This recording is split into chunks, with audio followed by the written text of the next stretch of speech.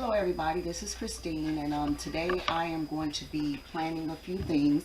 I'm going to be planting some tomatoes, some jalapenos, and some sweet peppers. I always start my seedlings earlier because I kind of like to trim them and everything, get them a little bigger, um, give myself time, and get the maximum growth from my plants. This is Michigan, so we get short summers here compared to other places that have more time for the fruits and vegetables to grow. Last year, I actually started my tomatoes in February. Well, right now it's March, so I am a little bit behind, but that's okay because I had actually planned to wait a little bit longer this year. Last year, I sort of jumped the gun and we got a frost. Luckily, I did not lose all my tomatoes. This time, I'm playing it safe. So if you're a beginner and you're using seeds, if you want to play it safe, the best thing to do is start with a seed starting mix. Seed starting mix do not have fertilizers or anything in it. First thing you want to do is you want to have your soil moistened. You do not plant seeds in dry soil. You want it moistened. If you plant it in dry soil, what'll happen is your seeds will sink to the bottom. If you read the instructions or if you have instructions, generally when you plant seeds, you don't want to more than a quarter inch into your seed cells. These are called cells, okay? The tray that the cells go in is called a tray. So I am going to fill up these cells with soil. Make sure that you are not saturating your soil. It should not be waterlogged. If you squeeze your soil, you should not have water pouring between your fingers. It should be just moistened. Another thing you might want to consider if you're gardening is you might want to consider a plant heat mat. It helps with the heat. Heat mats for plants have the exact heat that they need to grow, between 70 and 75 degrees. If you plant your tray, if you set your tray on the heat mat, it'll get the temperature it needs, and it also helps accelerate the growth of your seeds. A dome is good too because it traps the moisture. If you're not using a dome, that just means that you're going to have to really keep an eye on your plants and make sure that they're not drying out. When you put your soil into your cells, you want to make sure that you're pushing the soil into the cells, but not packing it in tight, because you want to be able to make sure that the roots, when they develop, can get through the soil. If it's packed tight, when your roots start growing on your seeds, they will have a hard time growing, and they need to be able to stretch out in your soil. So don't pack your soil into your trays, into your cells. Make sure you're filling this evenly right up to the top.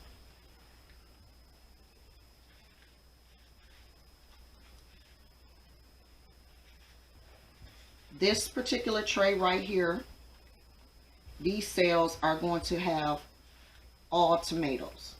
Last year I did a lot of tomatoes and had a big crop. My tomatoes were very big.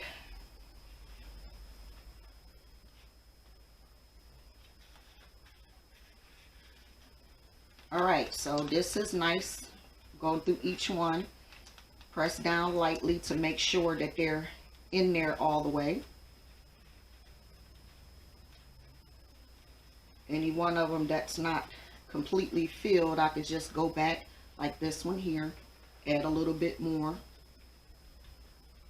All right, so those are done. Next, we're going to add our tomato seeds. The tomato seeds I use are all indeterminate, means that they're going to grow really big, which is why I start early so that I can top them. I am going to put 2 seeds per cell.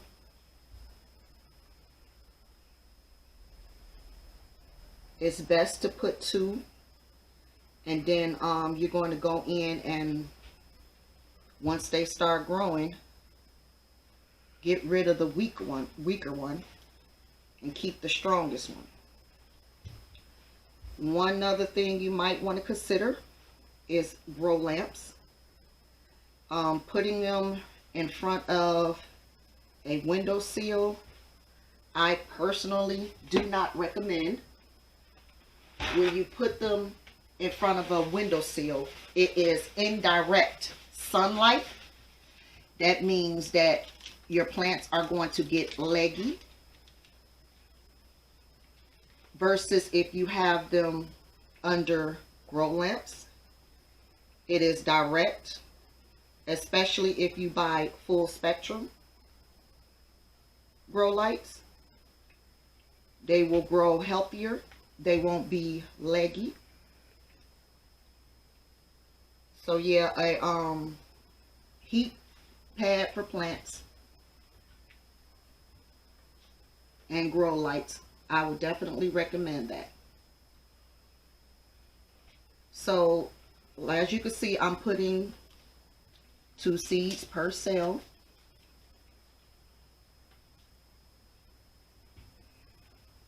Does get messy, but sometimes, but it is worth it in the end, especially when you start seeing the progress and growth of your tomatoes and bell peppers and whatnot.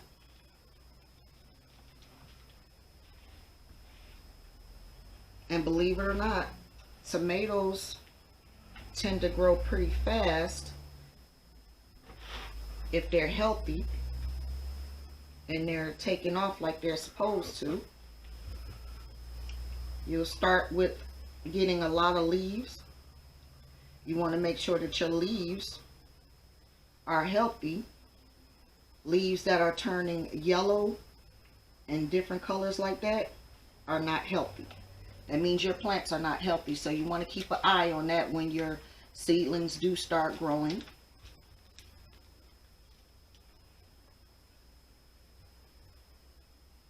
All right.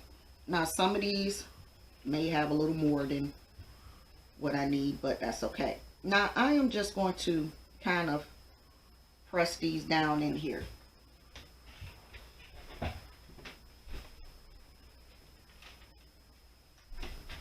I am just going to simply use a pencil and kind of press the ones down in here that I see.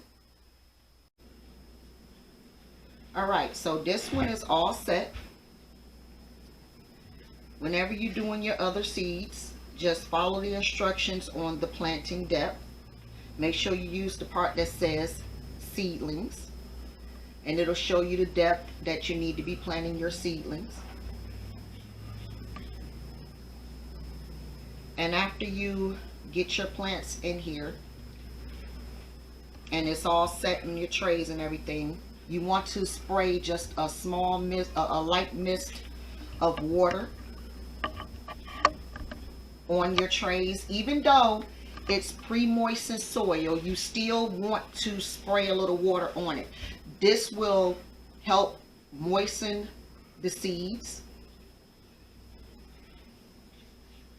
Even though the soil is moist, you still want to spray it, because the seeds that you planted, now they need to be a little bit moistened too, because these moistened seeds will germinate better. And also the dome is going to trap moisture so that they'll germinate. So I'm going to go ahead and finish the rest of my seeds that I plan on planting.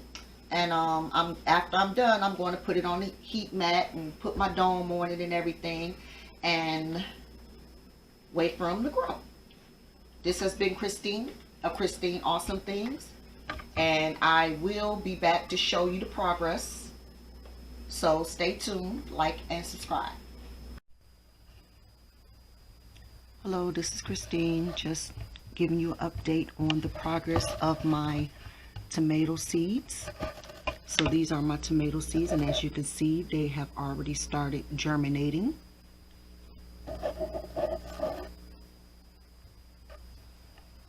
And these are my sweet peppers. They've started germinating already, and probably can't see, but there is more of them starting to come up.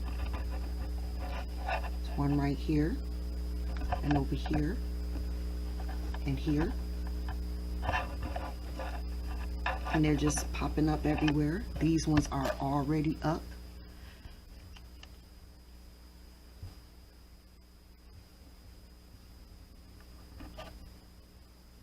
And right after they germinated, I put them under my grow lights to go ahead and let them get the light that they need. As soon as they pop up, you want to go ahead and put them under a light.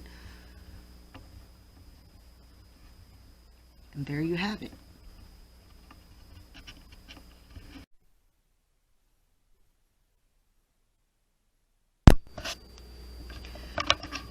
Hello everybody, this is Christine, and I'm just giving you an update on how my plants are doing. These ones over here are the hot peppers.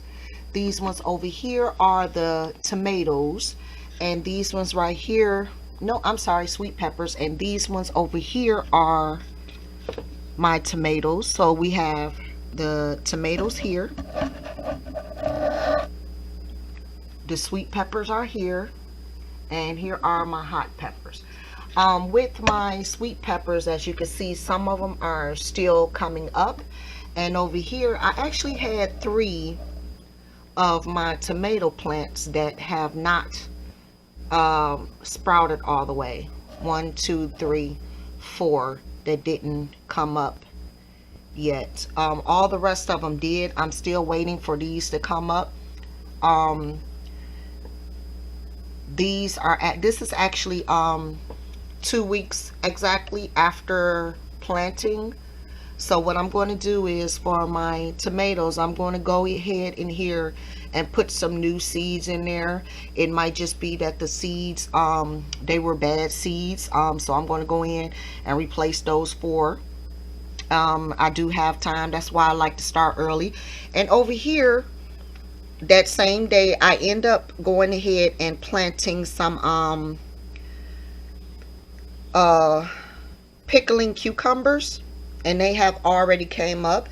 Actually, they came up pretty fast, as you can see.